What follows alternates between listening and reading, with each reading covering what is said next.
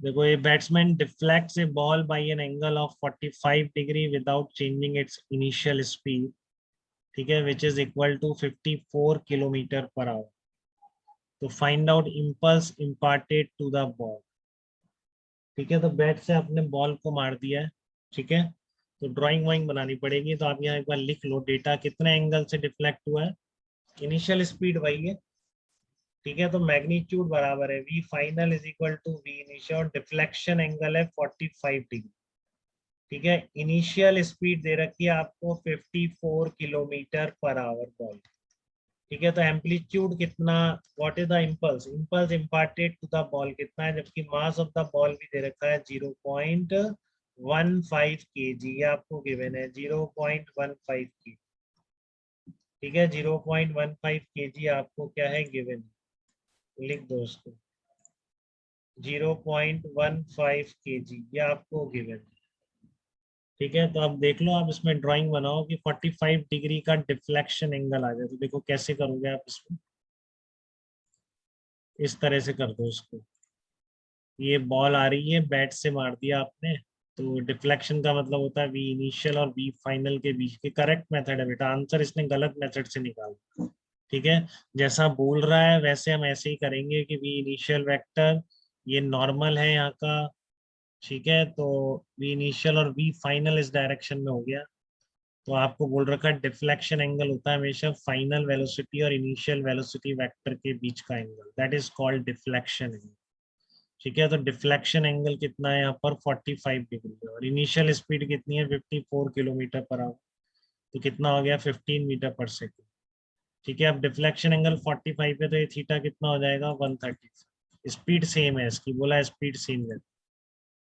ठीक है, तो देख लो मैंने एक्स और वाई एक्सेस क्या ली, ये मैंने एंगल फाई टू मान लिया, ये अलोंग द बैट है, Y axis X axis perpendicular to the bat है, ठीक है, तो इसका आपको क्या निकालना है, इसने क्या निकालने को बोला है, व्हाट इज द इम्पल्स, तो चेंज इन मोमेंटम निकालना है बेटा, ठीक है ना, चेंज इन मोमेंटम, तो देखो आपका कहीं भी फ्रिक्शन विक्शन है नहीं, तो अलोंग द बैट सरफेस तो फोर्स लग नहीं सकता बेटा, फोर्स केवल नॉर्मल लगा है, तो इस डायरेक्शन में वेलोसिटी चेंज नहीं होगी, पहले जो वाई कंपोनेंट था बाद में भी वाई कंपोनेंट वही रहेगा, तो पहले वी नॉट था, तो कितना था V naught sine five, final velocity ये हो गई, तो इसका ये कंपोनेंट कितना हो गया वी नॉट साइन फाइव, तो सबसे पहले तो आप इन दोनों को बराबर कर, तो आपको क्योंकि फाइनल और इनिशियल स्पीड दोनों गिवन है, वी नॉट है तो कट जाएगा, तो सबसे पहले क्या निकल के आया, five one is equal to five two, तो ये वैसे ही रिफ्लेक्ट हो रही है बॉल जैसे कि लाइट होती है, angle of incidence is equal to angle of reflection, ये वैसी कहाँ से आई, हमेशा ऐसी होगी जरूरी नहीं, इसने स्पीड सेम कर दी इसलिए ऐसा आ गया, ठीक है ना, अगर ये स्पीड अलग कर देता बैट से मारने के बाद तो फिर ये अलग अलग आता,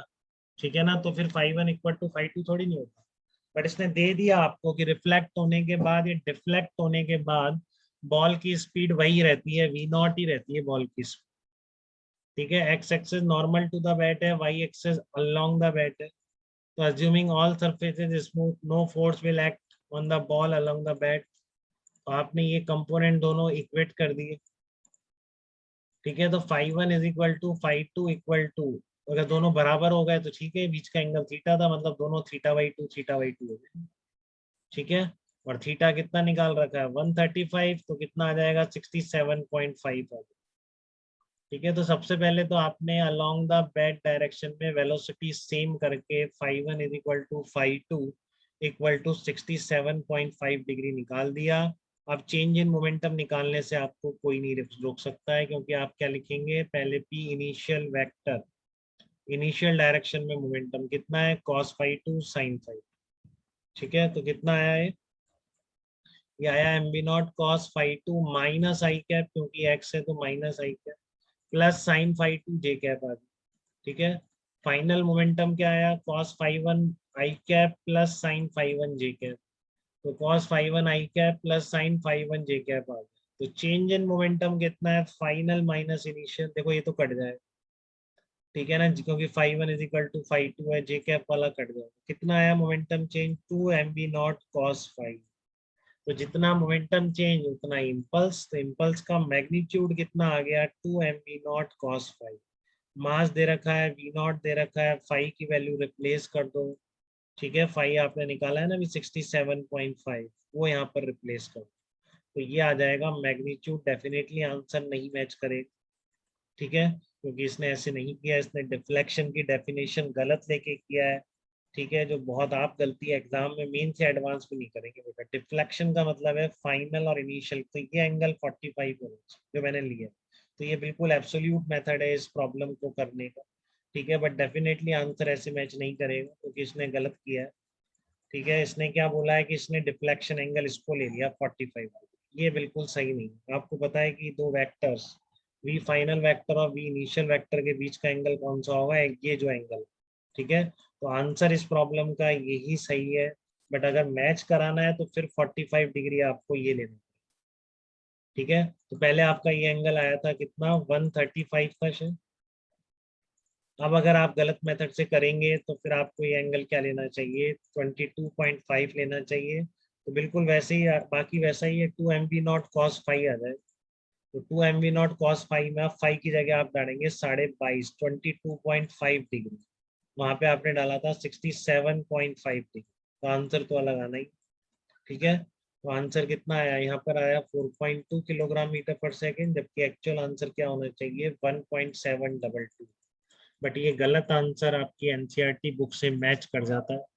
ठीक है। लेकिन सही तरीका मेंस एडवांस में ऐसे बिल्कुल नहीं चलेगा, वही है कि final velocity vector initial velocity vector के बीच का angle is the deflection angle, तो this should be 45, this should be 135, ठीक है। तो हमेशा सही मेथड ही फॉलो करिए बेटा, गलत मत करिएगा कभी, ठीक है। 12th में बहुत बार ये डिफ्लेक्शन एंगल कई जगह निकाला जाएगा मैग्नेटिक फील्ड के चैप्टर में, ठीक है। तो अगर आप इसी कंसेप्ट पर रहे कि आपको डिफ्लेक्शन का मतलब ही नहीं पता है तो आप गलत कर देंगे वो प्रॉब्लम, ठीक है। फाइनल वेलोसिटी और इनिशियल वेलोसिटी वेक्टर के बीच का angle is the deflection angle, जो इसने बोला है,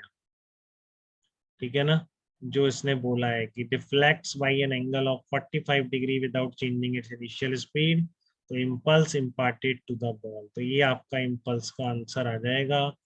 ठीक है। करेक्ट मेथड से जाएंगे तो आएगा 1.722, गलत से जाएंगे तो आएगा 4.2, ठीक है। बट गिवन आंसर क्या है, गलत है तो 4.2 दे रखा है, ठीक है। एकदम क्लियर है बात आपको, impulse and change in momentum की, ठीक है। और ये मैंने जो लगाया है क्योंकि मुझे नहीं पता था ना ये 5.1 5.2 क्या होगा, मैंने लगाया कि इस डायरेक्शन में फोर्स ही नहीं लगेगा तो उस डायरेक्शन में मोमेंटम कंजर्व,